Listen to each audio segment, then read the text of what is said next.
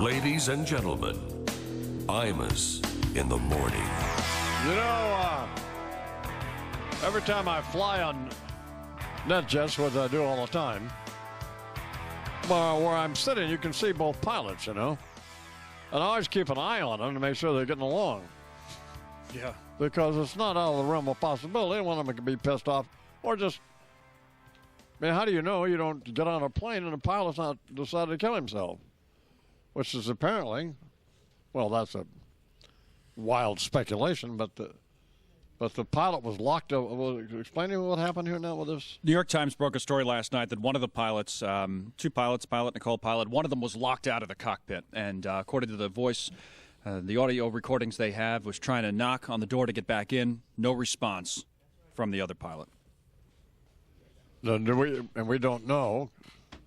It's an idiotic question, but we don't know if somebody got in the cockpit while this guy was. What the hell was he doing out of the cockpit, by the way? Could have been going to the bathroom or something. That would be normal. It said the thing that's interesting about it is that on U.S. flights, U.S.-owned aircraft, since 9/11, it's been common practice. One pilot goes out, like to go to the bathroom, flight attendant comes in. They don't leave another pilot alone in the cockpit. Right. Then the pilot comes back, flight attendant goes out. Apparently that didn't happen here and may not happen on European flights. They may have different regulations. I'm not sure, but that's what's been reported this morning. But that the pilot, it seems like, and again, we don't know everything about this yet, but from these audio recordings, if the Times is right and their source is right, that the other pilot was in there alone and never responded for whatever reason. Had that been on purpose? Was there some sort of a medical event? Those things we don't know yet. Man. Yeah. What else going on? Well, that's obviously the biggest story. They have not. You know, Megyn Kelly, I didn't see this, but she asked, what's his name, Ted Cruz. Yeah. Creepy Ted Cruz. She asked him essentially, maybe you saw this, Bernie. She said, what have you accomplished? Right. Yeah. And he couldn't answer, could he? I think we played it yesterday, right? That what he said was, we stop bad things from happening. Yeah. Right. Essentially, is what he said. No, he didn't. The bad thing that's happening is he's running for president. Yeah. So he didn't stop bad things from happening. He went on to claim that he has more legislation than just about 90%. Oh, please. Well, yeah, I know. All right, never mind. Never mind. It's just got to go away. Right. Yeah. I like Megyn Kelly, though. So there are basically two other big things. Saudi Arabia is Like carrying O'Reilly. Saudi Arabia is carrying out airstrikes inside of Yemen. Yemen's a mess. And Well, I like these nuts, by the way. They're both crazy. A couple of bed bugs, but I like them. What? Who do you like? I like O'Reilly and I like Megyn Kelly. I'm not sure why I do. I thought you were talking about the Saudis and the Yemenis. right, I was. Oh, no, I don't like those bastards. In fact, Dr. Richard Haas was coming up. Thanks, Bernie. We're going to find out what's going on in Yemen. I don't understand all that. Oh, it's a mess. Saudi Arabia says they're going to commit 150,000 troops to kicking out the Iranian-backed Houthi rebels. 150,000 troops. But they didn't do anything with the ISIS people, and we were thinking about going in there. Right. They have 150,000 troops to throw into Yemen. What's up with that? Well, the point is, all of these places have plenty of troops, and yet we were people are urging us to send our guys into ISIS. The Dick Cheneys of the world want us to. Speaking of that, a woman who used to be an assistant to him, crazy Mary. Speaking of crazy people, Mary Matlin, she's going to be on. And then we're doing a special edition today of Blonde on Blonde with Lisa Wheel was ill. Now she's not. And so we'll do that. Very good. All right. But I'm sicker than 9.3 dogs. 9.3. Wow. But here's the problem. I got up around 3:30 this morning, and I figure, well, who can I call to tell them I'm not coming to work? Right. And there's nobody reliable enough on the program except for Carly and Connell, who you can call. Oh. Bigfoot, you can forget that. He doesn't even come to work himself half the time. So, well, I'm not coming in either. Don't worry about it, I meant. Hey, it's all covered. We'll miss you when I get there. What do I care? It's not even there. no, I mean, that's a joke thinking he's going to come to work. I really don't care, I meant. And there's and getting a hold of him. I'll take care of it, don't worry. Like, when I get there about 8:30, 9 o'clock. Are you here this morning, Bigfoot? Oh, please. Oh, boy. There's an empty chair on TV. He's not here yet. Oh, please. So Jessica just tells me Jessica can't talk on the air because she's at a different microphone. So Jessica just says to me in the intercom, he's not here yet. Yeah. My God. It's 10 minutes after the hour. As soon as you said, I said, "Oh, he's not going to be here. It's going to be great." And they wonder why the Fox Business Network sucks except for our program. And Varney, I guess, does all right. That's one of the worst people ever, Stuart Varney. God, what a creep. And that's one of the reasons they suck. And why am I attacking them? Who knows? I don't know. Well, they can. That's why. And if I don't like it, I don't care. So I'm not coming in. anyway, He's well, gonna there you call are. you. He's going to call you tomorrow. Hi, man, I'm not coming. Who could you call? Check your phone. Anything from Tom? That's really unbelievable. He's not here, is it? Well, we're glad you're here, boss. We're very glad. Yes. Very, very That's much. all we need. Really is. Oh, God. Bowman in the morning. Tony Tupac Rashid X, whatever he calls himself, is here. Yeah. That's right, I am here. Brother briefing. What's going on, dude? Oh, you know. What's the what does that button say? Black Power, Black Power. What else? Free Huey. Free Huey. Yeah, I'm down with that. That's right. The one on your hat says, "What is this? A power fist?" Power Fist, that's right, baby. I like that too. Got it. And the Pope's here. Yes, How are you? I'm very good, Mr. Imus, man. What will you be talking about? Oh, I will look forward to the movie on Palm Sunday. It's like fanboy waiting for Star Wars, killing Jesus. Bill O'Reilly's. Yes. He had the guy on who plays Jesus last night on the O'Reilly Factor. So I don't know. And? Nothing? He seemed okay. I mean, All right. Muslim guy, ironically. Funny. just some little squirrely little actor. So wasn't like the Sam Jones interviews. Was pretty good actually. Just I don't know. But why not promote it? Still. That's it. What did the market do yesterday, Dagan? Tumbled. The Dow was down 292 points. The Why?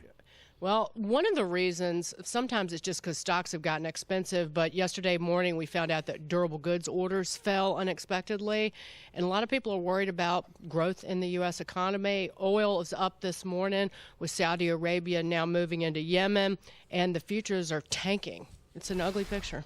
What's going on in Yemen, Bernie? Can you explain it to me? Yeah, there had been a problem with Al-Qaeda. Al-Qaeda on the Arabian Peninsula, they call it AQAP, and we were there, and we were fighting them, and then the Iranian-backed Houthi rebels were there also.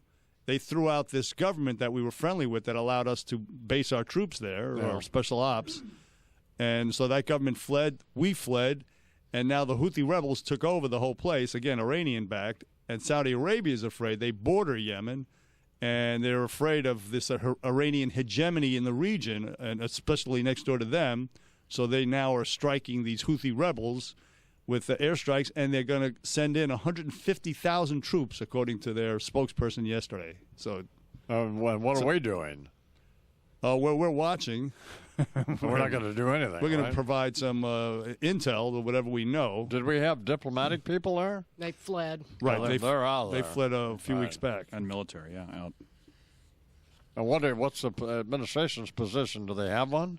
This all broke late last night, so Sure. we'll hear about their positions this morning. What they Well, Dr. Richard Haas, he's the president of the Council on Foreign Relations. He's coming up. Maybe he'll know. Right, Or maybe he'll have some feeling about it. no doubt. Warren Wolf's here this morning. What's going on in sports? Well, this is it, the start of the Sweet 16 tonight. Kentucky is a 13.5-point favorite to beat West Virginia. Well. And this kid from West Virginia, freshman guard, averages 7.5 points a game, told reporters last night, he said, I'll give Kentucky their props, but tomorrow they're going to be 36-1. Oh, wow. Not a smart thing to Bring it. And say. Dwight Yoakam, his new album, which I've heard is fabulous. I've been told that. Is I don't have a copy of it, and the record company says I do, but they sent it to me, but I don't have it. And now Dwight's challenging me, it sounds like, to a chess match. I'll beat his ass, and he can't last 40 moves with me. What's he, nuts? Chess match. Chess match? Didn't you threatened to harm him physically, and he's now challenging you to a chess match? Chess match? Wow. Are you nuts? The famous Imus Yoakam match is underway. Right, well, let's do I it mean, live. you don't want to play chess with me. Him or Willie or any of them. You are looking live. I'll beat Willie it'd be elder abuse if you're done with him. I'll beat his ass in 5 moves. What are they, nuts? The pay-per-view event. That's crazy. Yeah, we should do that and make it a live TV special. That'd be great. So, Sorry, Lou Dobbs won't be seen tonight. We're bringing you the Dwight Yoakam Imus chess match. In for, you know, in for Shelby Lyman is Connell McShane. Right, absolutely. so the record company says I have the record, I have the album, but I'm not supposed to play it. Well, if that were the case, I wouldn't play it, most likely. So no, I wouldn't. If they said not to, I wouldn't. So I'm going to screw up the guys because he may make some deal with iHeartRadio or something where they can get it on, or Cumulus has got a bunch of country stations, and why screw that up when I wouldn't? So, but I don't have it, so Dwight's probably not lying, but he's probably not. So, by the record company, they probably are lying, but then it's not a big deal. I think you're thinking too much Way about too this. much. God. Oh, my God. The fact is that a bunch of people want the record. They should be happy about that, not just me. Right. I'll bet it's a hit record. Mm-hmm. That's pretty good for, don't you think? Yeah. Well, so. Yoakam wants the Queen's Gambit here. You see he's got rooks. The I-Man is closing in with 3 pawns. What's going on in the world? What else? Well, to follow up on the Yemen story with Saudi Arabia carrying out these airstrikes, there is one political problem, or at least question, raised for the Obama administration because the president had called this country a quote-unquote model for success in fighting extremism. So it led to this exchange between Ed Henry of Fox News and the White House press secretary Josh Earnest yesterday. Listen. The president said it's a success. He was wrong, right? Just say, why can't you say he's wrong? And we're trying to fix it. We're trying to figure it out. It just seems like we keep going around and around that it's still a model when it's not, right? Ed, we've been very clear about what we think the strategy can be. And that strategy, even in Yemen, despite all of the challenges that I readily acknowledge exist there, that we have put intense pressure on extremists inside of Yemen. And it has mitigated the threat that they pose to the U.S. and the West. All right. Well, the U.S. not involved directly in these airstrikes, so we talked about inside of Yemen. But U.S. fighter jets are now carrying out strikes in Tikrit in Iraq, trying to take that city back. And Saddam's hometown, Tikrit, and the Iraqi forces have been fighting there alongside militias. He's not a bad press secretary, is he? Ernest? No. In terms of just the way he handles the questions, right? Well-spoken, graduate of Rice University, by the way. An upgrade from Jay Carney, you're saying? Yeah, huge upgrade. Right. Without a doubt. So in Tikrit, the Iraqis had been fighting alongside these militias backed by Iran, as Bernie was talking about, but reports said the Iraqis, they reached out to the Pentagon for help. The president decided to move forward with the airstrikes yesterday, so that's where we are there. Dr. Richard Haas, Blano, and Mary Matlin all coming up. A brother briefing from Tony Tupac, and the Pope is here. So let's do a little business news, sponsored by Hackensack. I have no idea. Let's just say.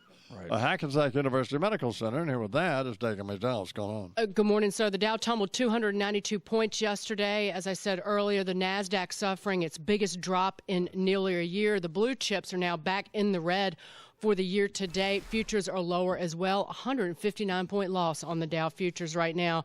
And quickly, Facebook is trying to beef up its mobile messenger app. You're going to be able to book reservations, track online orders, and send custom videos through your messenger app. Oh, good. A way to give Facebook even more information about your life that they will surely misuse. 20 million people, about 20 million people in this world are having a birthday today. Among them, Steven Tyler and Diana Ross, who's 70. She seems like she's been 70 for a while, doesn't she? 71, actually. Oh, she's 71? 71, yeah. Okay. Right. Time's still moving. And Bob Woodward, he is 71. And Kenny Chesney is, how old is he? 47. Wow. Why are all the ages wrong on my sheet here? I don't know. I double-checked all of them.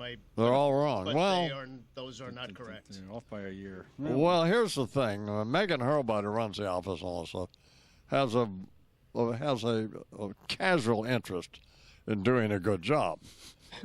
So, but we love her, and she's a lot of fun. She's smart and fun to talk to, and got a great sense of humor. Great name. Earl Bud. Earl Bud. But when it comes to actually doing a good job, that's not even on her radar. So she's not interested. What was the thought when you put on that hideous tie this morning, Ashley? Because it was foggy and miserable morning, so I wanted to brighten it up a little bit. It's not hideous. It's a bit of colour. You know, I do actually, now that I can see it, I like it. Yeah. Thank you. Thank you. Good knot. What? Good knot. Oh. Yeah, what's going on? Good With night a to you. K. Oh. I was talking to one of those snaggletooth analysts this morning, and he said it's an absolute bloodbath in Europe right now because they're very concerned that Greece, even though it got an emergency loan, is indeed going to fall out of the Eurozone. So all the major markets in Europe are down solidly this morning. The woman from China who does the business report, Tracy Chang, yes. What was that all about this morning? Oh, she was just saying what was going on in the markets. You know, recently she had a car accident on the way to doing a report for us. She ended up in the emergency room and split her eyebrow and had some stitches, but I'm glad to say she's okay. So, yeah. She looked a little hot. Well, she looked fine. That's what you were going to say, yeah. She looked fine. Flustered, maybe? Well, I don't know. She looked fine. So. Yeah, she was great. Just wonder what was going on. No, she's fine. It's 21 after the hour. Let's do sports, sponsored by Peerless Spoilers. The name of that is Warner Wolf. Good morning, Warner. Morning, Iron Man, coming to you from the NJDiet.com studio. So let the games begin tonight. We have 16 teams still left. Kentucky, 13.5 points. What time do the games start? Well, first of all, the Notre Dame-Wichita game, 7:15. Okay. And then at 7:45, Wisconsin, North Carolina. Kentucky, West Virginia, 9:45. And then about 10:15, Arizona, Xavier. And then 4 more games tomorrow. Well, you know what I'm going to do? I'm not going to come to work tomorrow so I can stay up and watch them. That's it. I don't feel well anyway. Now you're talking. Give Tom a call. Did Tom ever come to work? Of course I came to work. Been here the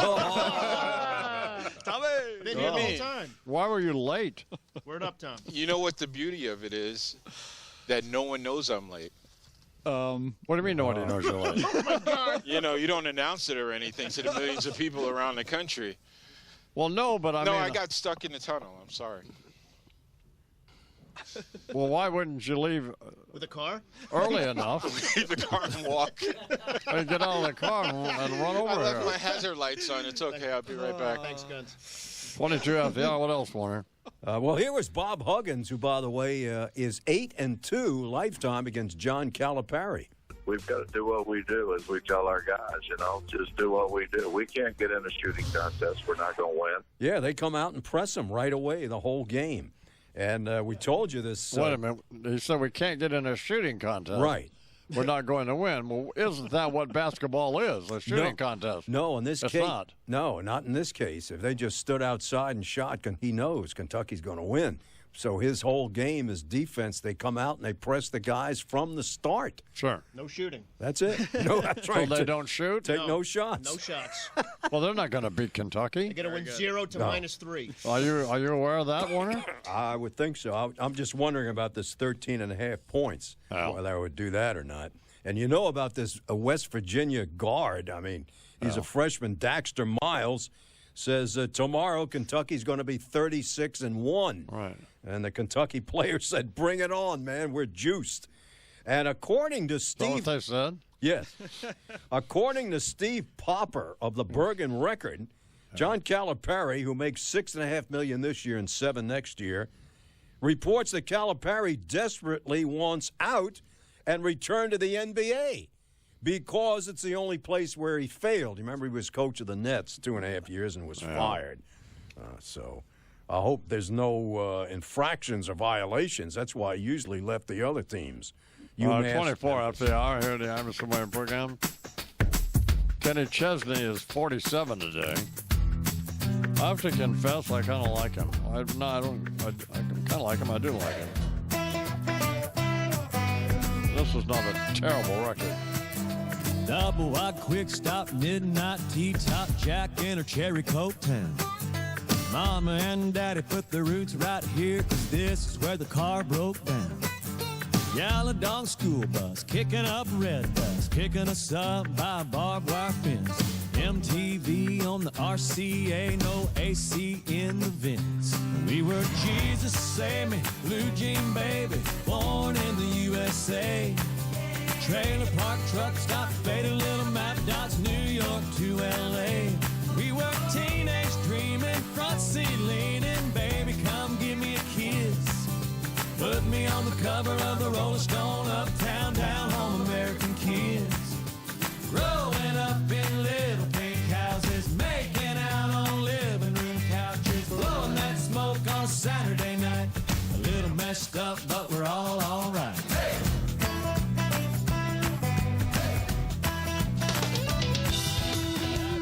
Imus in the morning.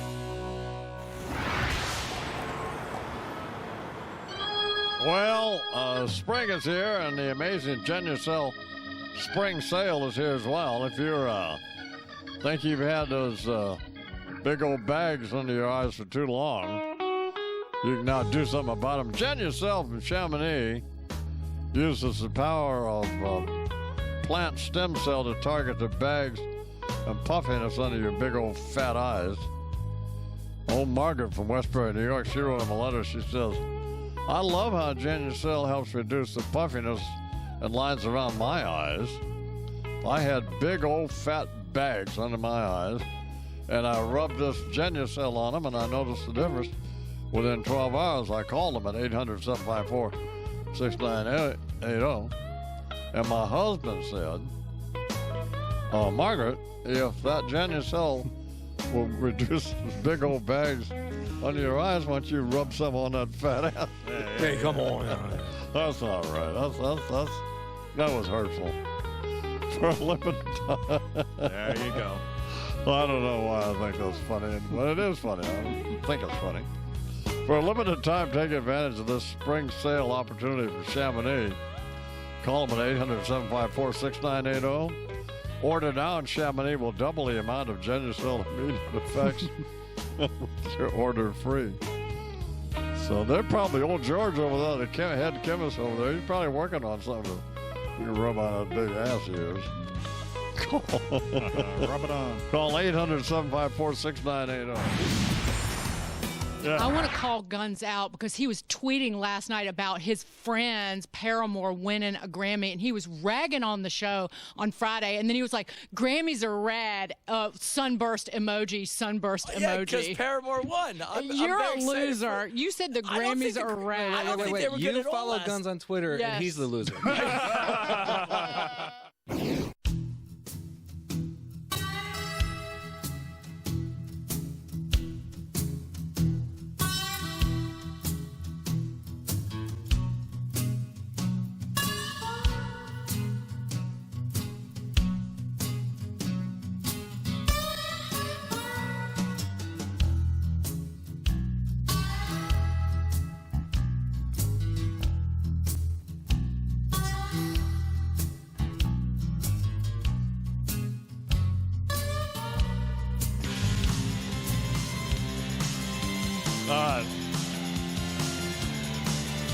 Dr. Richard Haas, who's the president of the Council of Foreign Relations, we were sitting around the office yesterday, and Megan says she gave me a list of names of people we could get on to talk about Yemen, and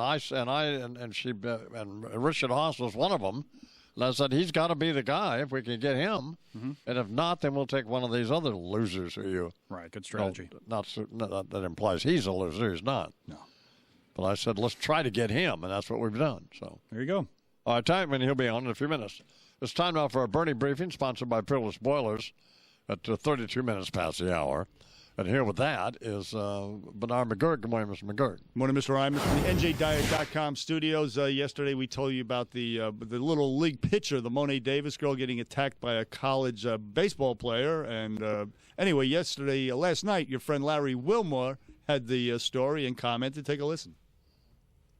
He was kicked off the team, and she very gracefully, amazingly, says, well, that's terrible. But the team is not, they're not going to take him back, apparently. Well, they shouldn't. At this point. I guess.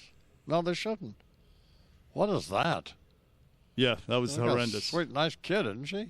Mm-hmm. Oh yeah. Well, of course she is. Well, it's the whole the online. The repository of hatefulness, as they called him. That's part of it. All right. What else? Well, Ted Cruz said this. We learned. Just take a listen to what he said about his musical taste. I grew up listening to classic rock, and I'll tell you sort of an odd story. My music taste changed on 9/11. I didn't like how rock music responded. And country music collectively, the way they responded, it resonated with me. And I have to say, it just as a gut level, I had an emotional reaction that says, these are my people. Oh, God, what a phony. Honest to God, I mean, are you kidding me? Well, what is he thinking about? You think he's pandering? Oh, my, man, but his voice. Is he kidding? I like how country music responded. Oh, my God. It's hard to tell whether he's kidding or not. It's 34 minutes past the hour.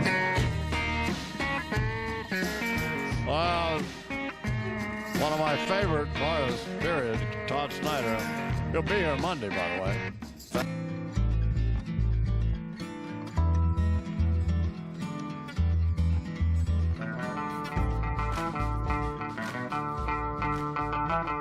All right, 19 to the hour here at the Imus Morning program. Dr. Richard Haas is president of the Council on Foreign Relations, and what they do, they're an independent, nonpartisan membership organization. We've been through this a number of times, but they are dedicated to being a resource to help people like you and me better understand the world and the foreign policy choices facing the United States and other countries. Who better to talk to than Dr. Haas about Yemen? Good morning, Dr. Haas. How are you? Good morning. How you doing? So I'm fine. So explain to me about Yemen. Why are we there? What interest does it have to us, and why do we care? Well, at the moment, we're actually not there. We were there helping what was the government deal with groups like Al-Qaeda that were still holed up there. We essentially got run out of town when the government collapsed in a civil war. And what's going on now in Yemen is unbelievably complicated and dynamic, but as best I can tell, you still have a civil war, but increasingly also you have a regional war where you have the Iranians backing the group that has the upper hand, these group, the Al-Houthis, which are essentially a Shiite offshoot. You still have groups like Al-Qaeda running around. And now you have Saudi Arabia and a gaggle of other Sunni Arab states belatedly trying to set back the group that Iran is supporting. And the Saudis and others seem to be trying to create a space, as best I can tell, that some version of the old government could come back. But it's I don't know if it's a day late and a dollar short, but you've got a country that, again, is this is a classic, civil war, proxy war, regional war, all rolled into one. If this isn't a failed state, I don't know what is. Which countries border Yemen? Where is Yemen? Yemen's on the Arabian Peninsula. It's got a big border with Saudi Arabia. It's actually a country of about 25 million people, right, give or take, so it matters. And the Saudis, I think, essentially almost got distracted. They're so worried about what's going on with Iran. They're so worried about what's going on, particularly in Syria. They're worried about what's going on in their neighbor Bahrain. And essentially, this thing unraveled real fast. And I think what essentially happened is the Saudis are playing catch-up. Well, now the Saudis say they're going to send in 150,000 troops to fight the Houthi rebels. Is that right? Or? Well, that sounds like an enormous amount. I have trouble believing that, right? So far, at least, it's air power. The idea that they would do that, I don't see how they do anything on that scale militarily. Yeah. That would become an enormous distraction. And they've also got to worry about themselves. Let's take a step back. If you have this group like ISIS that calls itself the Caliphate, the Islamic State, when ISIS changed its name to the Islamic State, Don, they were basically saying, we've got ambitions that are not limited by geography. Well, who better for the Islamic State to go after than the country that controls the two holiest cities and shrines in Islam, namely Saudi Arabia? So as important as Yemen is to the Saudis, as important as Syria is to the Saudis, I think the Saudis also have to look after themselves. I actually think it's only a question of time before they start feeling pressure directly. Why is Yemen important to us? because groups like Al Qaeda there. You've got groups there that have holed up. Look, the phrase in my world is ungoverned spaces. You've got large chunks of territory now within these so-called countries where these terrorist groups have holed up, and they could cause real mayhem in the region or even against us. There's no reason you couldn't have people plotting in places now in Yemen, just like 15 years ago they plotted in places like Afghanistan in ways that could reach the American homeland or Europe. So that obviously matters to us, and obviously could also become a base against which operations could be mounted against Saudi Arabia.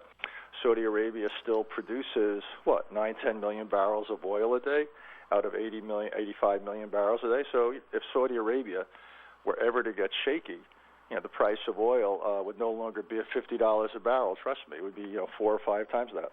We're talking with Dr. Richard Haas, president of the Council on Foreign Relations, in his 12th year. Did you think you were going to last 12 years there? The honest answer, not a chance. Before I did this, the longest I ever held a job was about 4 years, because it was government cycles, or I just seemed to move around a lot. So it would have been a good bet that I would probably not get beyond 5 or 6. Has Secretary Kerry or anybody else in the administration made any statement about? What is our policy regarding Yemen? Well, I just saw a thing on TV. Until recently, I guess it was in the fall, the people in the administration, the president and others, were talking about Yemen as a model success because we were working with this Sunni-based government against groups like Al Qaeda, and we had a large CIA presence. We were shooting off drones and so forth. Now those quotes, when they're shown on television, look bizarre. In 6 months, our model essentially completely got shattered. And now we seem to be scrambling to try to come up with the government seems to be scrambling to come up with a new description of what is going on. The White House spokesman yesterday was clearly having a bad day, given what's become of Yemen. I don't think, to be perfectly honest, we don't have a policy. I think what we'll probably look for is a way of trying to help countries like Saudi Arabia see if they can't do anything. I like it when Ed Henry of Fox News starts to question, particularly yesterday in the exchange, the White House spokesman, who seems like a fairly articulate fellow, but he had a difficult time, as you just suggested, explaining anything about Yemen. So it's a bad day to have the name Ernest and be a White House spokesman. Yeah. Let me ask you this: do you have Dwight Yoakam's new album yet? I don't. Should I? Well, no, I don't have it either. I'm just checking with everybody I know to see who's got it. So he's telling me I have it, but of course I don't. So I see you like Johnny Cash and the Black Eyed Peas and some other folks. I upgraded my list after the last time we spoke. Right. I noticed my list of 5 songs was a couple of years old. Yeah. So I took a few minutes yesterday just so you wouldn't humiliate me again on your show. Well, I didn't intend to do that. But, well, thanks for shedding some light, I guess, on all of this. And we'll, like everything else, we'll just have to wait and see what happens. So. I don't think there's a lot of good news coming from that part of the world, I'll be honest with you. All right, Dr. Haas, thank you very much. Richard Haas, here on the Imus Morning Program, 12 minutes now until the end.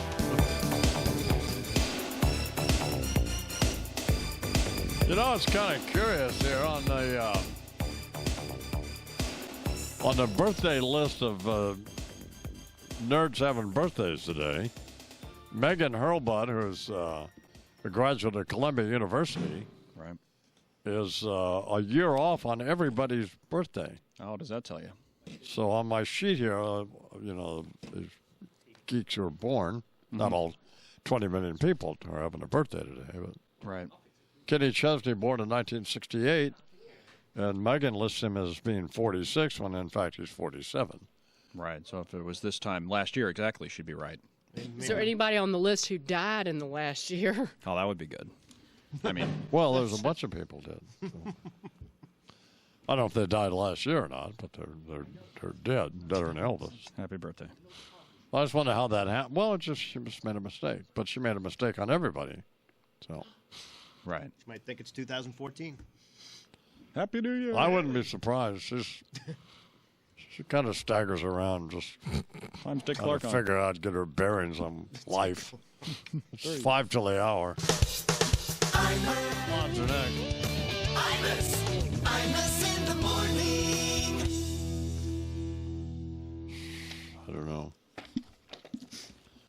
Well, we don't give a damn how old Kenny Chesney is anyway, do we? No. So we've located Dwight Yoakam's album. Oh, that's good news. Where is it? Well, Lou was able to, if you pre-order the LP, then you get 2 or 3 cuts, which we weren't aware of. So now we've done that. So we're going to play it. There you go. Will this be the first time that you hear it live? Yes, I haven't heard any of it. Ooh, okay. So That's exciting. It'll be fun. pretty hard not to like something he does, by the Yeah. way.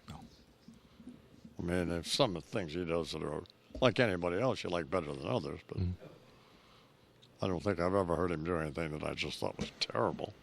His covers album was great. Oh, that's good, wasn't it? Really good. Good Time Charlie Got to Believe. Yeah. That's good. Baby Don't Go, Sonny Sheriff. That was a great album. That was a great record. Things We Said Today. Yeah. Yeah. Well, he's good. A funny bastard, too, you know. Really funny. He is funny. And a really great actor. He is good, isn't he? Seen him in a couple things. He's got chops. Got big time chops. Lives a complicated life, I suspect. I don't know, but I think he does. He looked pretty together when we saw him last. Oh, well, I didn't say he was a mess. He's not a mess at all. Hot chick. Got a good-looking girlfriend. When LaQuinta.com sends Craig Wilson. Oh, on Fox Business.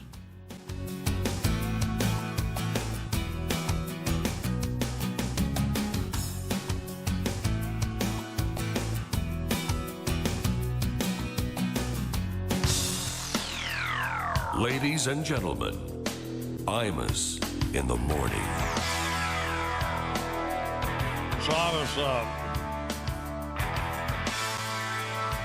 So somebody told me last night, and it had to be Deirdre or Wyatt, because that's the only two people I talked to. Right.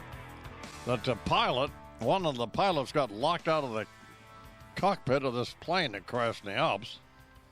What do you know about that? The New York Times broke that story. I think about 7 o'clock last night, something like that, and that changes the conversation completely. The Associated Press has pretty much confirmed it this morning. So one of the pilots leaves the cockpit, according to these reports, and then is not able to get back in. The Times says he knocked on the door. Even in the voice recordings that they've recovered, it sounded like he was trying to break through the door. They heard the loud noises, but there was no response from the other pilot. And that's pretty much where we are. So then the speculation begins about the possibility of suicide, but also there's the possibility of some sort of a medical event. The bottom line is we don't know what happened. All we have are these voice recordings and reports that there was one pilot in the cockpit, not two, and the other one couldn't get back in.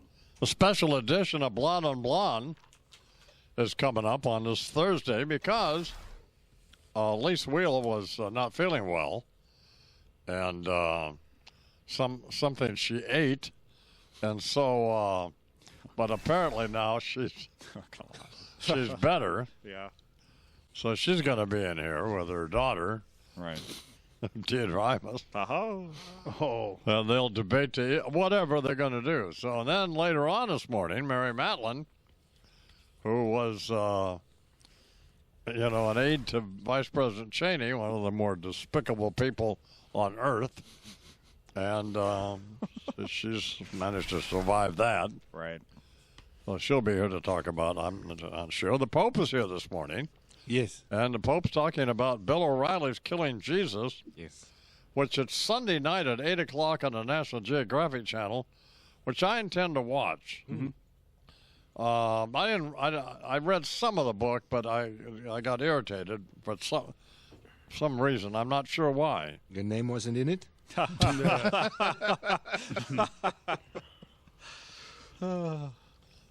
Well, that was part of it, yes. Yeah, of course.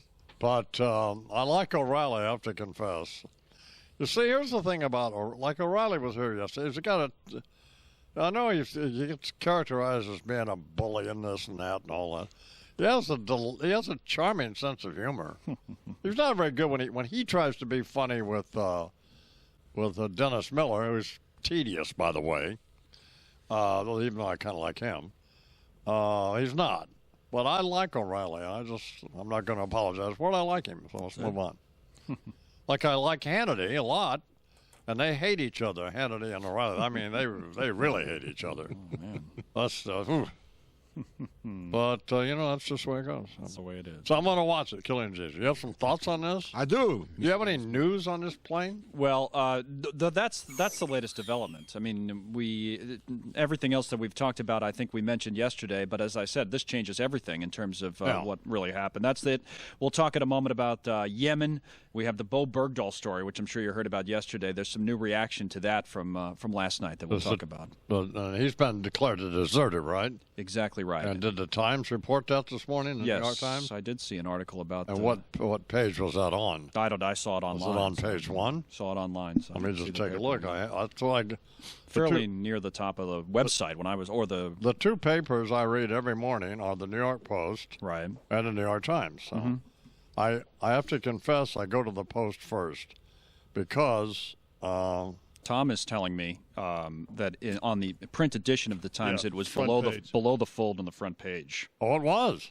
I never look at the print edition anymore. So below the fold used to mean something in the 1950s. Right, you can't fold your iPad. Yeah, when you would walk past the newsstand, and whatever. We know, yeah, it's below the fold. You wouldn't see it. Let me see here. Well, I'm looking at the stories. Saudis, right? Pilot locked all the country. Sure.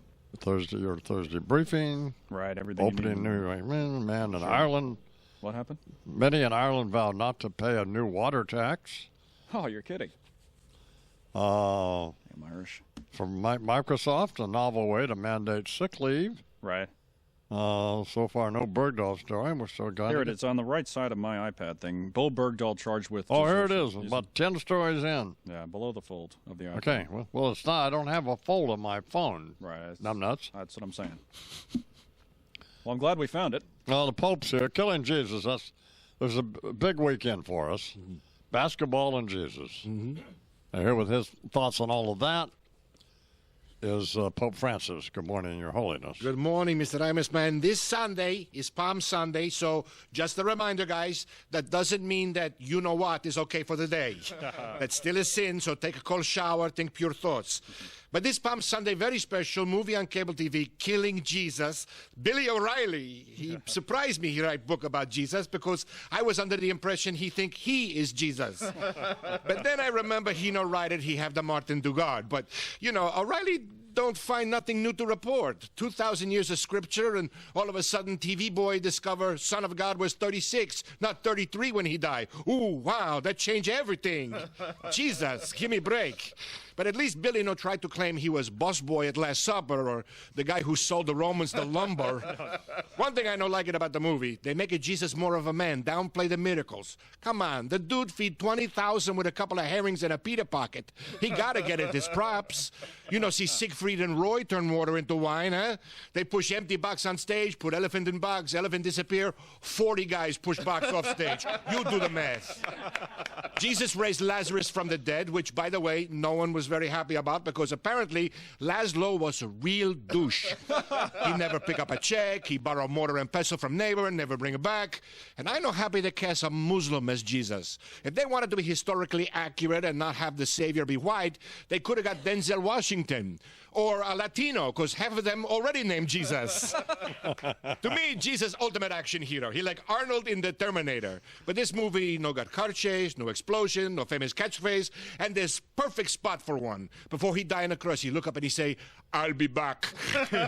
Spoiler alert, he will. 3 days later, tomb is empty like Geraldo's Al Capone vault. Resurrection, which, just a reminder, guys, isn't what you get it from Viagra. Jesus Christ, superstar.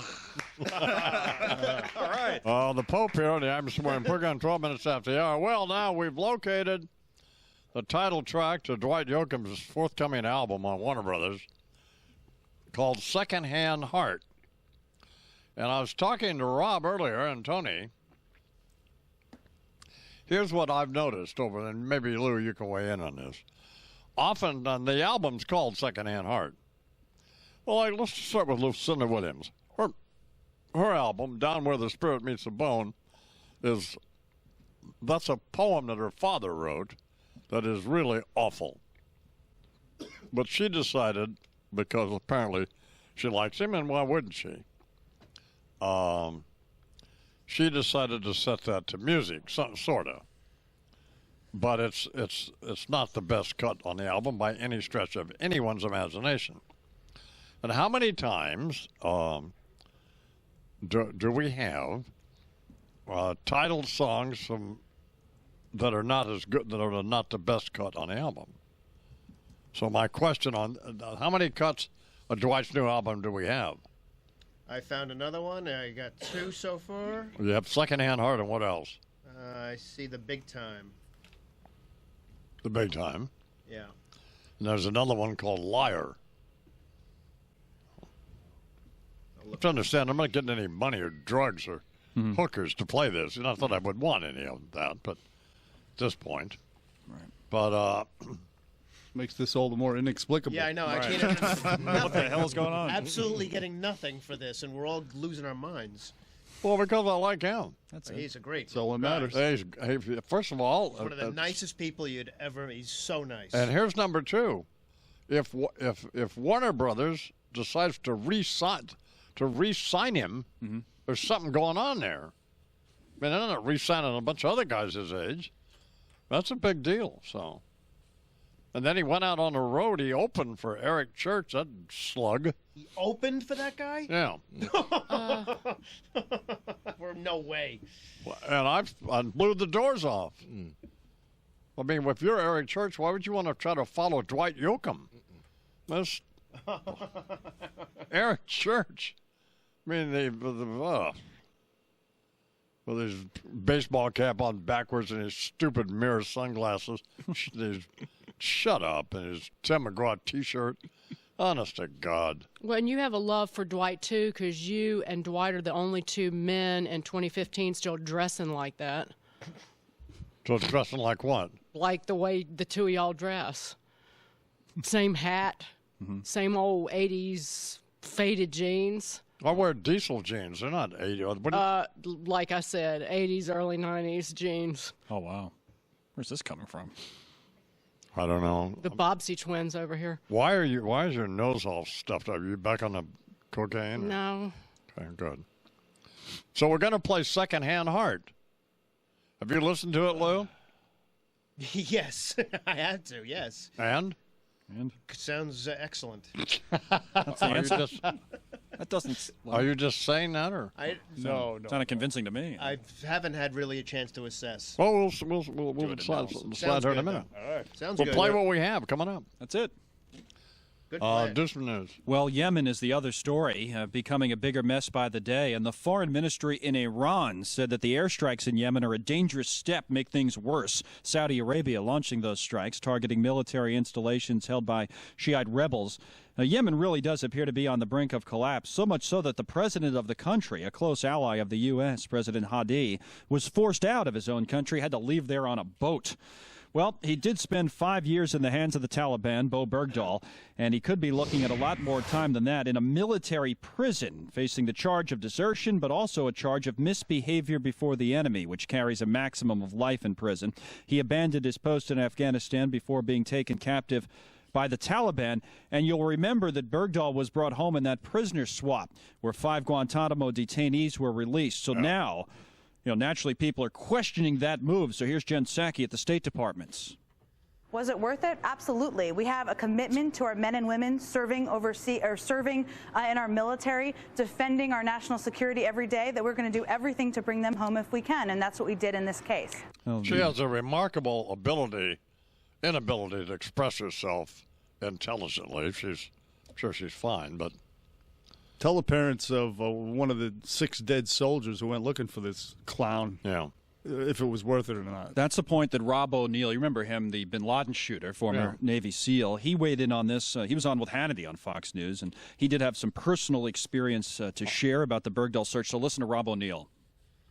The war stopped from the very highest levels of special operations down to conventional forces, and we started hunting him. And I think that my team and I went on, I would say, 20 rescue operations trying to find this guy. We got so close to him that at one point we actually had the ransom money where he was turned over to the Taliban. That's the point. People going out searching for him. Well, and that's a... And six soldiers died doing just that.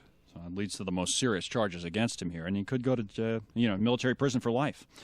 Let's see, what else? Oklahoma, you know that story about the fraternity, where the fraternity member was kicked out of the University of Oklahoma, caught on a video leading a racist chant. Well, he now says he will speak against racism. Levy Pettit, he publicly apologized at a news conference. He was actually at a black church in Oklahoma City yesterday, describing that SAE chant, that's the fraternity, that had references to lynching as mean, disgusting, and says he knew it was wrong. Here he is. Although I don't deserve it, I want to ask for your forgiveness. What you and others saw in that video is not who I really am. It's not who I was raised to be, and not who I think of myself to be. That's it. So, all right, as he reads his statement. Right. It's 19 after the hour here on the... I believe it when I see the iPod. I don't think I get that, but... Well, I'm sure there's other songs on that iPod. Oh, I hear what you're saying. Well, an abstruse comment from Brother Powell here this morning, who'll be coming up with some thoughts on, I don't know, what, white actors or something? Yeah, they're claiming there's not enough work for them now that, some black actors are getting work in some of these new series. Oh, that's a shame. Yeah, Time for business news. The 19 LTR, sponsored by Peerless Boilers. Here with that is Dagan McDowell. Morning, Dagan. Good morning, sir. Dow futures are down 122 points at the moment after that 292-point tumble yesterday. The Dow in the red for the year right now. And Twitter launching an app that broadcasts live video that you shoot on your phone to all of your followers on the social network. God, stop it. It's called I tell you this because this other app that does the same thing called Meerkat was launched in February, and everybody at South by Southwest lost their minds for it. Mm-hmm.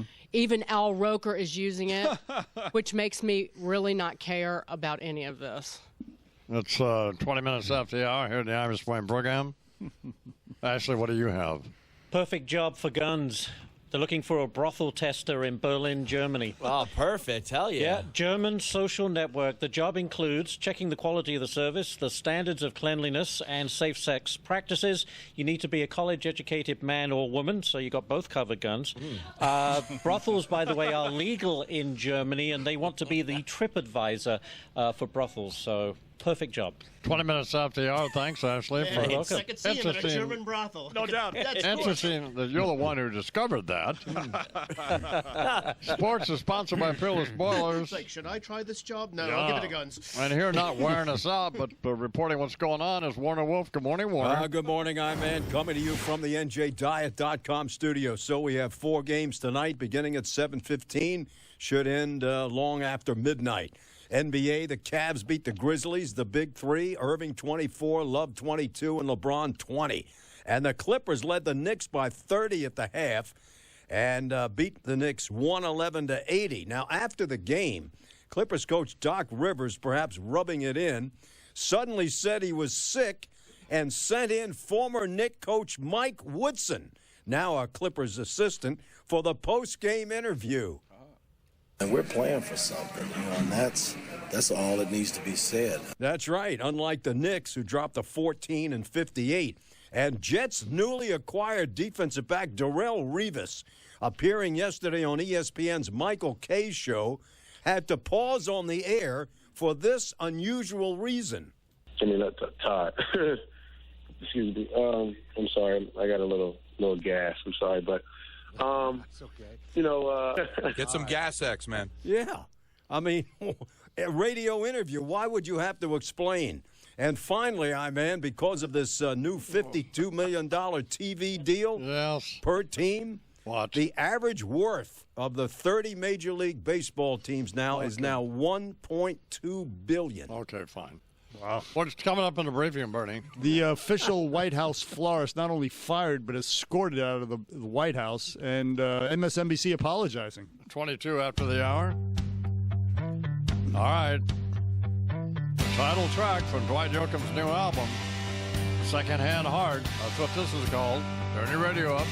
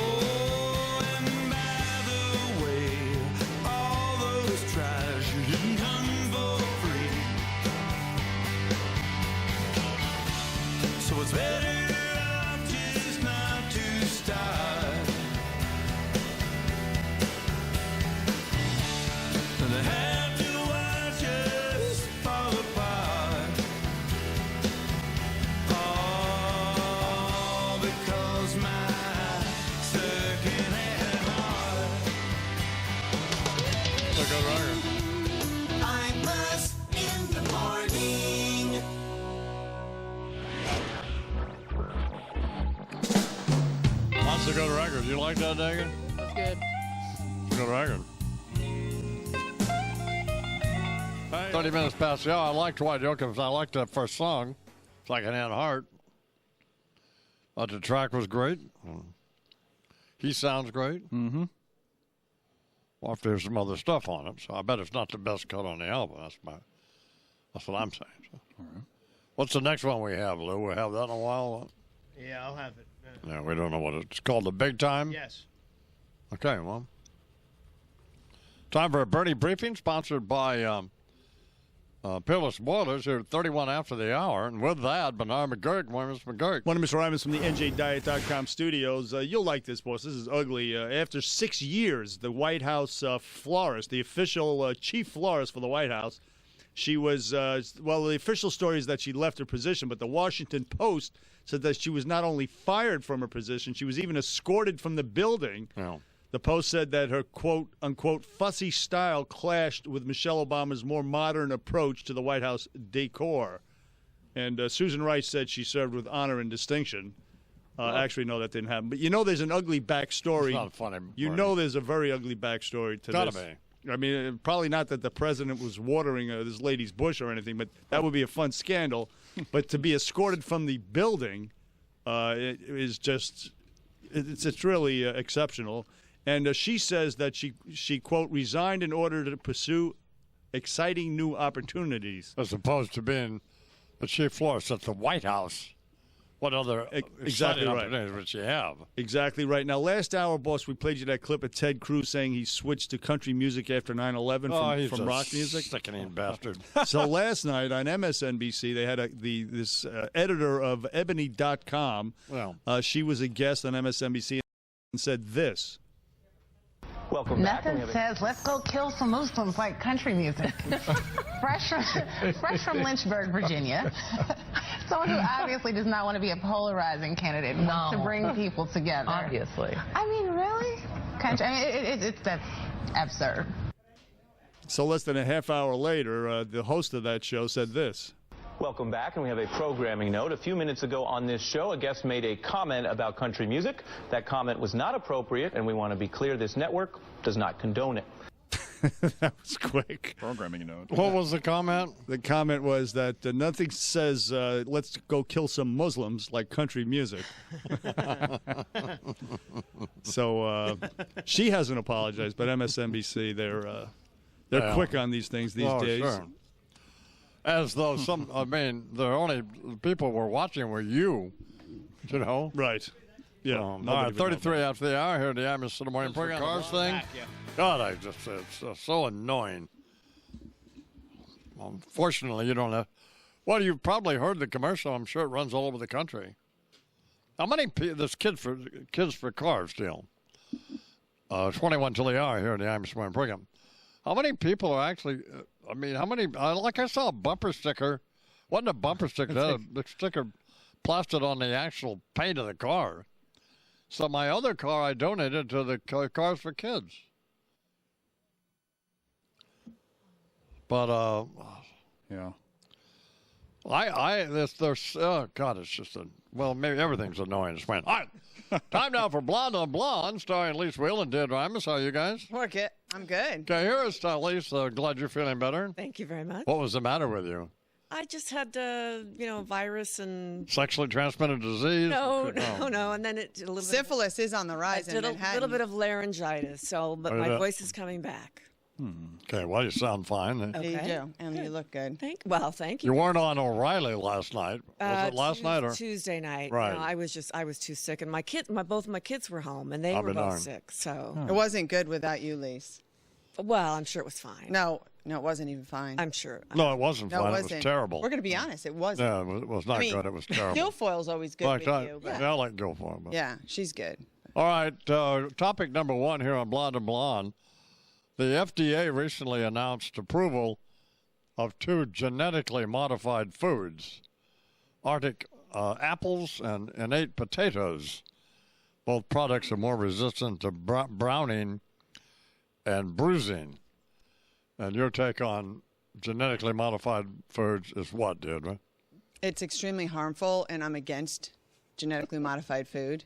Yeah. And I have on my website, imusenvironmentalhealth.org, all the facts on genetically modified foods. We have several articles and reasons why you should stay away from genetically modified foods and stick to eating organic foods. Okay, why? Are genetically modified foods as expensive as organic foods, or are they cheaper? If they're cheaper and they're healthy, I'm going to go with the genetically modified foods. I mean, that's fine. Of course you are. So Right, why, she's you're sick fine all the because time? she does exactly. She's sick all the time, I'm not sick and she all the doesn't. time. Oh, you were just sick? Under your philosophy, I was just sick once in 12 years. No, and now- no, once in 12 years, you're sick all the time. I am not sick all the time. No, under walking your petri dish. philosophy, if you could go down to some corner store and get something that's cheaper, but yet you know it causes cancer, you're okay with that?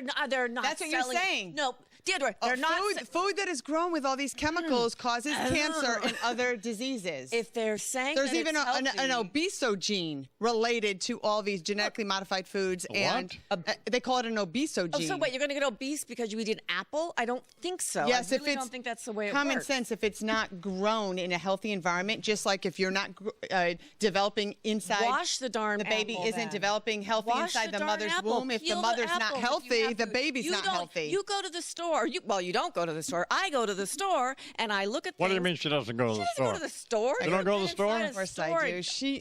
I mean, not. First of all, you have no You have leg to no stand idea. on, and When is you the make last these. time you were in a Heather Shop and Mills? Shop? Well, you've got these tiny, tiny legs. I don't know how you stand half the time. Her legs are so tiny. Well, leave her legs alone. She's the one attacking me.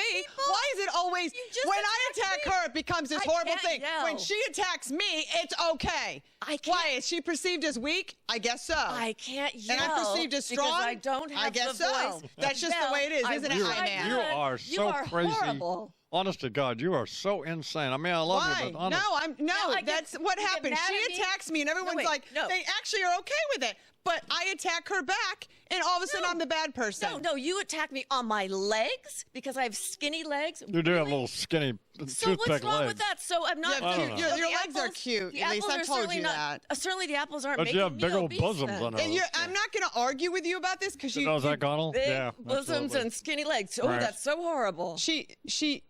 I'm not going to continue to argue with her because she Oh, yeah, doesn't you don't have even any look at me. facts. Why don't you and all she compliment keeps her? saying, if it's cheaper, what difference does it make? Is what she's saying. If I mean, you're she going to sounds. the Stop and Shop, Frankly, you and you've sound got so a stupid. No, you can't call her stupid. But it's ignorant, Don. It's not someone Why who's don't you? educated on the facts. Why don't you find something to compliment her about, like her big old bosoms? Okay. I like those. You okay. Like I find you. No, she's adorable. She's super smart. She's quirky. She's funny. Can I mean, finish? there's a million things I love about Lise. And she's sick all the time. And you know why? Because she's eating genetically modified food. Of course she Bingo. is. And she That's only it. buys stuff with pesticides in it. And she thinks she's going to be okay. Wash your food. No, All right. you Feed a can't wash family. pesticides when they've been Deirdre, grown in the cellular you part of the don't food. That's not what go happens. to Lise, the store. you don't wash You off GMOs don't and look pesticides. At the prices. Why are you both have talking no at once? idea because I can't get any word in Well, edgewise that's if I don't good do that. point. Welcome to my world. It's 16 till the hour. We're here talking to the blonde. What are you scowling at me about? She's going to continue to lie. and she's like just all these looking at him. politicians. That's what she does. She lies. That's harsh. I All talk right. about genetically modified apples, and now you get to my skinny little legs, and I'm a liar. And United States childhood obesity rates are beyond problematic. About 17% of kids and adolescents in this country are fat, struggle with their weight. A new documentary entitled Bite Size peers into the lives of 4 preteens and their unique struggles to get a handle on their health. What's the point of this? What is my question here? Oh, the question is, because poor people don't have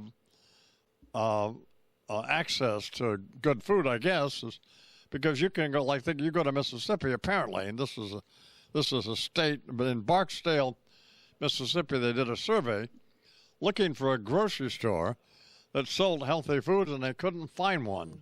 All they found was the strip malls full of fast food joints. So the question that they're posing, I don't know that I am, but they are, is that because of this, is that the reason people who are disadvantaged economically, do they tend to be fatter than Well, if you don't have access. Privileged people like my wife. Yeah, exactly. If you don't have access. You have access. And you. Shame on you, and you won't buy healthy food, Lise. If you and don't- you're not poor, Lise, so not- stop it. She's not fat. She has little skinny legs. If you don't have That doesn't mean you're healthy, Don. That doesn't equate skinny with healthy at all. You should know better. Okay. But we're also the richest nation in the world, and we're the fattest. So what do you say about that, cutie pie?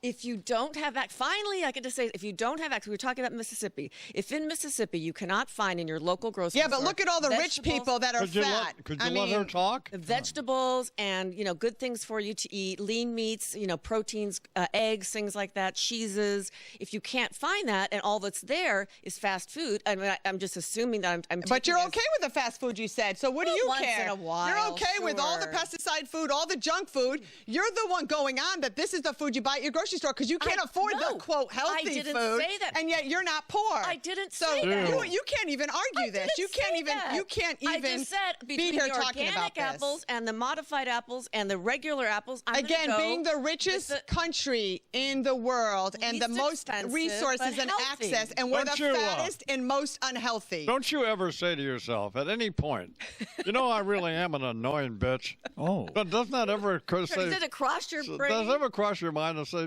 maybe I just ought to lighten up a little bit? I take this seriously, Don, because these are serious But you made issues. poor little Elise feel awful. Our healthcare You system. made me feel like I'm not about healthy. a little skinny legs, and she's got a new Well, boyfriend. now you're dwelling on that. I mean, she's got beautiful legs. You have No, she beautiful doesn't. legs. She Yes, has she little does. skinny toothpick legs. A lot and of women she's- would want her legs. And I mean, what? a lot of women would want her legs. She And doesn't have any the ones fat that on her are big, legs. like Hillary Clinton, got the big old fat legs. Well, that's But, the point. She's the polar opposite. Lisa's got a new boyfriend, and he may be focusing on her big old bosoms, and has not noticed her skinny little legs. What's wrong and with now this skinny may little be. legs? Nothing's wrong with them at Right, all. you can wear these jeans for those tight jeans or skinny little legs. It's great. Yeah, you can get away with like little You're short 75 years dresses, old. You too. can't be wearing little skinny jeans. They look great. Well, she Wait a can. minute, I She do. can with her legs. Yeah. I look better than you at 74. You, But anyway, yes, there is a you problem. don't look better than Methuselah. What are you talking about? You guys are. And your you guys hair, are you too- look like a wild Samoan. You talking about her hair? Wait a second. What? What did you Wait say? a second. I don't know. We're talking Maybe I ought to about- lay off wait, the wait, hair. you're talking Yeah, I about don't think my that's- hair? No. My Oh, hair? road You to guys go aren't down. making any That's sense. not the road we're You going. no. But there is a problem. Let me tell you something. I hate both of you. Get out of my studio. No, I don't man. mean that. No. Oh, this Anyway. is There is a problem with obsession. access to healthy food. I want you to in apologize neighborhoods, to. though. I want you to apologize to Give Lise the apology. Right, let's do for bringing up the fact no one needed to know that she All has right. little skinny All right, legs. Lisa, I'm sorry. Oh, 'Cause that's I didn't. No, I don't want to hurt your feelings. You I did don't- hurt her feelings. Yeah, Oh, well, my then I'm feelings are hurt. sorry. I'm Okay. sorry. Okay, I'm still sincerely hurt. Sorry for that. Okay, I will. I love I will you. What could she? Lisa, what I could love you. God, I love her, Don. What could she do to fatten up her little skinny legs? She doesn't need to. She even ran track. I did run track. God, You I run regret that I track. even too. said that. I I had the regret I record- made that I comment. had I'm the a record jet in my pilot. state for the It's 11 till mile. they are. I mean, I regret I even said Well, that. if you need any help walking out of here with little skinny legs, News right now on Fox Business. How could they take him and not her? You know what I'm saying? I mean, they could. Yeah, but have. it They happens all the I time, know. 'cause how's it's this more new than boyfriend working out? Great. As long as you don't fall asleep on him. I'm kidding. Oh my God. You fell asleep on him? No, not on him. Not on. No, I didn't mean. know. I didn't mean On on him. I him. meant. No, I meant. no. Yeah. No, I just, I. No, I didn't mean physically on him. You know, like if you leave on somebody or fall asleep on somebody or ignore somebody or. No. Yeah, I did not fall asleep on him. Can't be doing that in the honeymoon stage. No, I just. Fall asleep with him in the house. I just took a little nap, that's all. A cat nap. A little cat nap. I was really tired. It'd been a long day, a long night before, and so I was just tired. Took, 20-minute nap. You ought to try doing some cocaine. No, I've my never done. God. I've never done pot. I've never done any cocaine, any drugs. I'm missing out. I never. Well, I remember when the FBI came to my. You heard my Dwight's new clearance. record? I don't know if I did. I thought you played a song for us at home. No? I don't know. No, we don't have it. I played it on the air. Right. Oh, on the air. I didn't hear it though.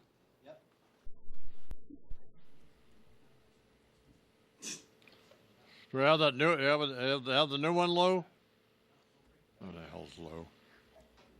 I don't know. Man, I feel terrible. Dwight doesn't. He's real clean. I love that about him, and he's a vegetarian. He's got it going on. I like that. Lying. No, I don't think so. Lying about taking cocaine? I don't think. No, because he doesn't. Is my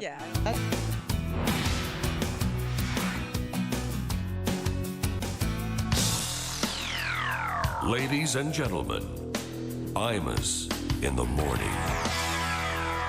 This is really ridiculous. What? Well, I have food all over myself.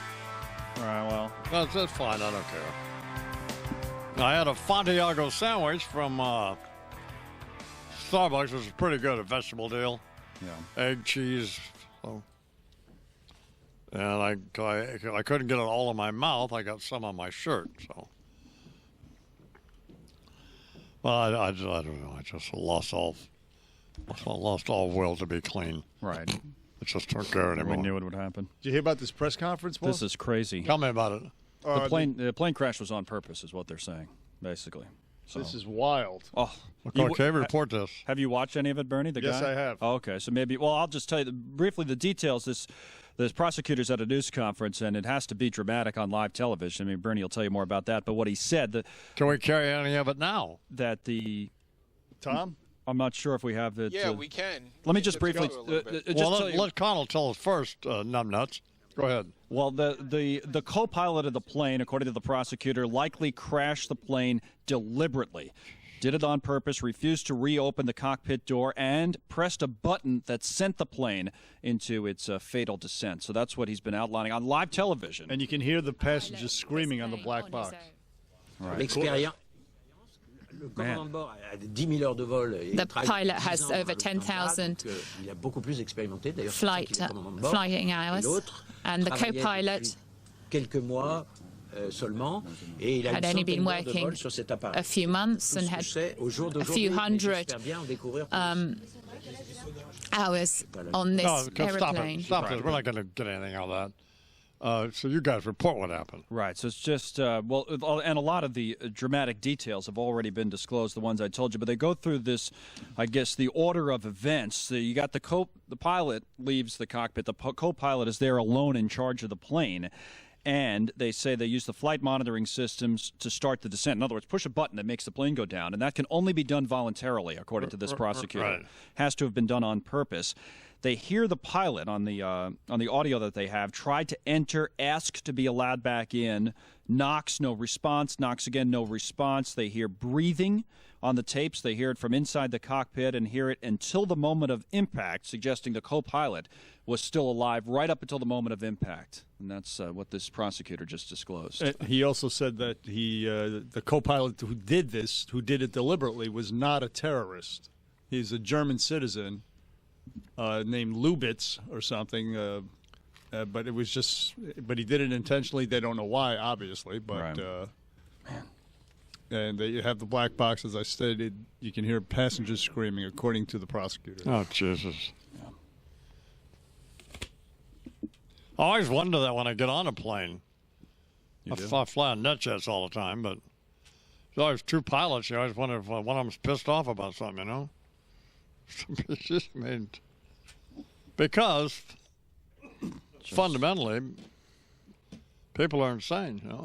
You had remember, what was it, about 12, 15 years ago, the Egyptian pilot? Yeah. Who essentially just crashed the plane. He knew he was going to be fired. It was going to be his last flight, and took it down. There was some of the articles, and Dagan showed me some of them earlier, but I was watching a video of the way this plane works. It's an Airbus A320, and they're up in the cockpit, and they have the system. I mean, since 9/11, they basically have these reinforced cockpit doors, but the system of opening them and reopening them, if you leave the cockpit, there's a control panel with numbers on it where you can signal that you want to get back in. But then there's a little toggle switch in between where the two pilots sit, and they can decide if they want to let you back in or not. So if you do something that I mean, it's set up for, say you come back and you just start knocking. That's not protocol. You start knocking on the door and they say, man, this doesn't seem right. The pilot, it's set up so that the co-pilot or pilot, whoever is left there, can hit lock. And then for 5 minutes, the whole system is shut down. Set up for obvious reasons, somebody trying to take over the plane. But in this case, you wanted the pilot to get back in. No. So if the co-pilot did that, there would be no way to get back in. And all they hear is the knocking, and the door would be locked. There's no way to get back in. Here's another problem. Is that people are a lot crazier than they used to be. I don't know what I mean by that, but why? I do know what I mean. I mean, people are just crazier. I guess. Just an awful 10 minutes, or 8 minutes or whatever of descent. Imagine those These people. people Oh, my God. watching the pilot bang on the door and just looking at the mountains as they go down. Well, we always talk about, when something like this happens, we always talk about, well, what can we do to prevent it? And that's what put these doors in place. Like right after 9/11, for example, I remember I was out at Kennedy Airport in a JetBlue plane, and this guy, David Nealman, who used to run JetBlue, they were putting in the reinforced doors, and he was demonstrating it, and they said, well, you can't get through this. He even ran up himself and tried to knock it down. He was showing all the reporters. And at the time, boy, that's a good idea. We should have done this years ago.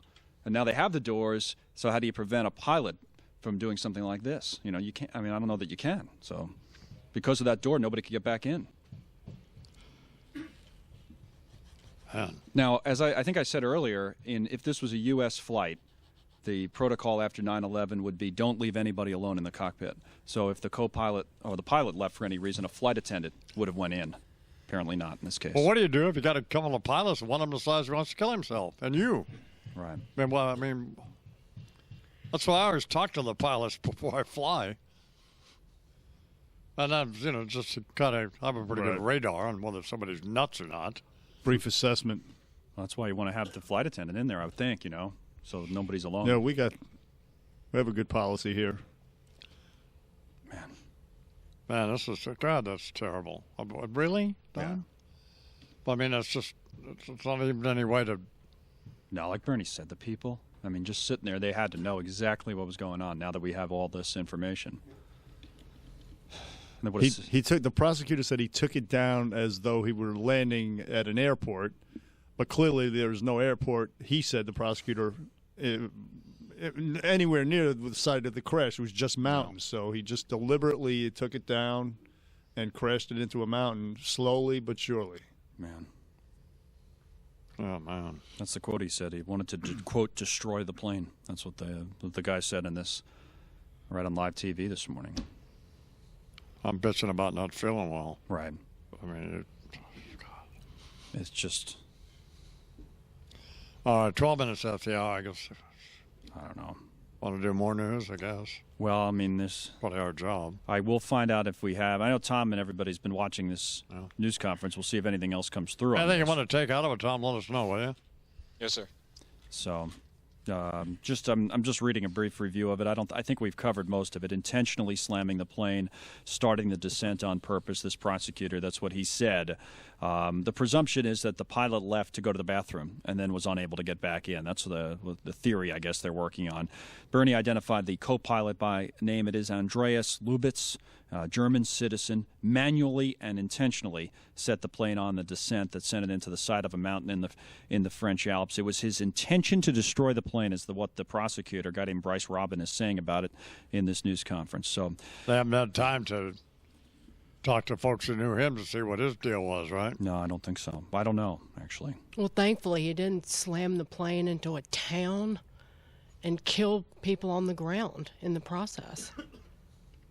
All right, it's 13 after the hour time. A little business news.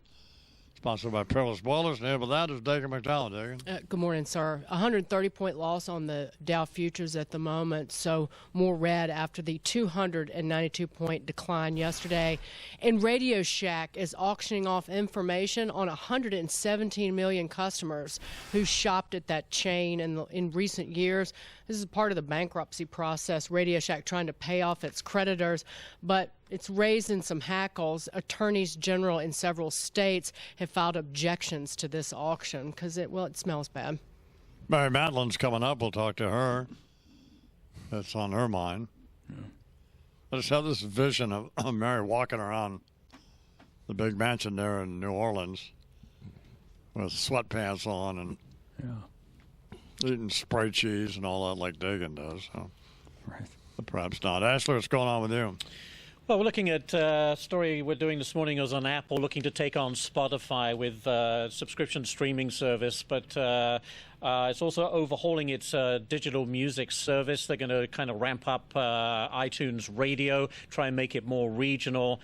And but, of course, one thing we know about Apple, it's not going to be cheaper than any of the other services. We know that for a fact, but we're not sure when they're going to do this. Hey, Lou, do you have another Dwight Yoakam song? Yes. What's it called? The Big Time. All right. Well, I'm coughing now, and there's nothing I can do about it, so. There is that. You know, the other thing, just to briefly mention, I think did you ask about what they knew about this guy, right? Right. Late 20s. 28. Right, okay. So they went to the town, I guess, the prosecutors in Germany, and they talked to some people who knew him, and they say those people said he showed no signs of depression when they saw him, and he was renewing his pilot's license at the time, according to these people that talked to him. And he had the pilot's license since he was a teenager, went to a pilot trainee program for Lufthansa, tough college prep school, all this kind of thing, described as rather quiet but friendly young man. One of these deals where you hear, no sign of anything. Quarter after the hour, Dwight Yoakam's new album will be out on April 14th. It's called Secondhand Heart. We played the title cut. It's not bad. In fact, it's pretty good. Great track. He sounds great on it. And this is another cut from that album, and then we'll get back to the news and some sports. This is called The Big Time, Dwight Yoakam. 2, 1, 2, 1, 2.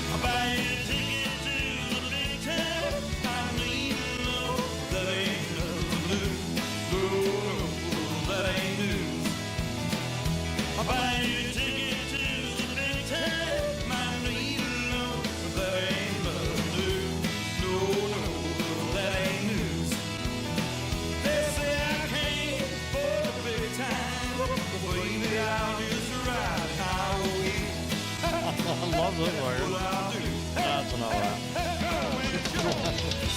Where are you going? What are you doing? What are you doing? What are you doing, Lou? You said that's enough. No, I stop this. Oh man. You said that's enough. No, I know what I said. What I also said was we're going to play a little bit of this, then we'll get back to the news. I thought you meant we would come back after the break. No, that's not what I said. I'm really in a bad mood, by the way. Yeah, I could have just. I'm taking it out on poor little Lou. That's not right. I didn't know what you meant. Yeah, I know. It's my fault. All right, that's better. I'm very sorry. What? Lou has skinny legs, too. Well, I like that, too. You do? His son's great, isn't he? Mm. Oh. Do you like it, Dave? No. Huh? I like Dwight, though, yeah. We just made fun of what Dwight dresses. Yeah, but that has no bearing on his musical talent. What's wrong with the way Dwight dresses, by the way? I mean, he's been hanging on to those stonewashed jeans for a long time, hasn't he? Well, I guess, yeah. So you're making fun of me as well. 2 peas. Tucked in a little pod. Told you about the Radio Shack selling off all that customer information. Any more news on this plane? This plane really just... Oh, man. Brim's it's tough to touching. talk about all this stuff, right? God, what a horrible human being. God bless those people, man. You mean I'm looking at it just to see if there's anything we haven't said yet. I mean, the bottom line is this guy, according to all the prosecutors, did it on purpose. The co-pilot, 28 years old, he's been identified. I think somebody said a minute ago there was no airport or any airport anywhere near there. So there was nothing else that he was looking to do other than what he did, which was crash the plane into the side of a mountain. So the other news, I mean, there's a couple of other things. I mean, Jesse Jackson Jr.'s out of jail. That happened this morning. So he was in federal prison, so he's out of jail. You got the Saudi Arabian airstrikes inside of Yemen. That was another big story that we've been talking about throughout the morning. Yemen's just become a mess the last few days as they're targeting the military installations held by the Shiite Houthi rebels who drove the president of Yemen out of the country. He had to leave his own country on a boat. So you have that. But again, the overwhelming lead story of the morning now are these new revelations from a French prosecutor that the co-pilot of that plane the other day crashed the plane deliberately, that's their conclusion, into the side of a mountain in the French Alps. One of the disconcerting aspects of world affairs that all of these terrorist groups have cool names, you know. That is a little They're great for band names, stuff like that. Like what, Boko Haram you're talking well, about? All that stuff, yeah. Right. So. All right, Tony Tupac Rashid X Black Power Powell is here. Mm-hmm. And, Brother Powell, what you got on your mind? Hollywood, man. Yeah. That's right. Deadline.com recently wrote an article titled Pilots 2015, the year of ethnic castings, about time or too much of a good thing. The article suggests that with the success of shows like How to Get Away with Murder, Blackish, Empire, Jane the Virgin, and Fresh Off the Boat, there may not be enough roles for white actors. It's about damn time. I don't know about you all, but I'm tired of seeing white folks all over the TV. I grew up watching TV where all the roles went to white actors. Native Americans, Asians, Latinos were all played by whites. No blacks on Gilligan's Island. Not that brothers couldn't afford to go on a 3-hour tour. It's just that Gilligan would have had only one chance to F up the rescue before some brother busted a coconut cap in his ass. And his body was hid in a lagoon. The Brady Bunch would have been a much better show if Mrs. Brady had 3 black daughters. Because you know Marshonda would have bitch slapped Peter for hitting her in the face with a football. And Mr. Brady wouldn't have said nothing to her. Brothers invented rock and roll. So why were there no black people on Happy Days? Is that what made it so damn happy? Tony Danza is coming in this week. Let's ask him why there was not one ethnic mofo in Taxi. Is anybody taking a cab ride in New York City with a white driver? Hands, please. I didn't think so. TV started out in black and white with no blacks, but now that we got color, they say it's too much. The revolution is being televised. In the words of Luther Vandross, it's never too much, bitches. Maintain. Brother Powell, thank you very much. Good point. So 22 after the hour, time for sports. Briefly, here with that is Warner Wolf, sponsored by Peerless Boilers. Good morning, Warner. Morning, I'm coming to you from the NJDiet.com studio. 4 games tonight, NCAA tournament. Kentucky, 13.5-point favorite over West Virginia. West Virginia coach Bob Huggins is 8-2 lifetime against John Calipari. NBA, the Cavs beat the Grizzlies, the Big Three at 66. The Spurs beat the Thunder by 39 points. Clippers over the Knicks. And the Rockets beat the Pelicans 95-93. Dwight Howard returned after 2 months, 4.7 boards. And Anthony Davis missed 8 foul shots. But to his credit, he came out after the game, empty arena, except for the ball boy and the ushers, and shot foul shots for 10 minutes.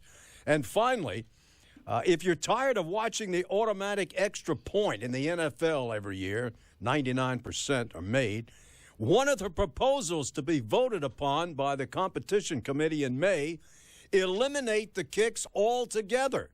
And instead, line the ball up on the 1.5-yard line rather than the 2, requiring teams to go for the 2-point conversion. And then they steal the college rule. If there's a turnover on the play, then the defense can pick it up, go the other way, and score 2 points. 23 after the hour. Thank you very much, Warner. Steven Tyler is 93 years old today. Come here, baby. You know you drive me up a wall the way you make good for all the nasty tricks you pull. Seems like we're making up more than we're making love. And it always seems you got something on your mind other than me. Girl, you got to change your crazy ways. You hear me? Say you're leaving on a 7:30 train and that you're heading out to Hollywood. Girl, you've been giving me the line so many times it kinda gets like feeling bad looks good. Yeah, that kind of loving turns a man to a slave. That kind of loving sends a man right to his grave. I go crazy, crazy, baby. I go crazy. You turn it on, then you're gone.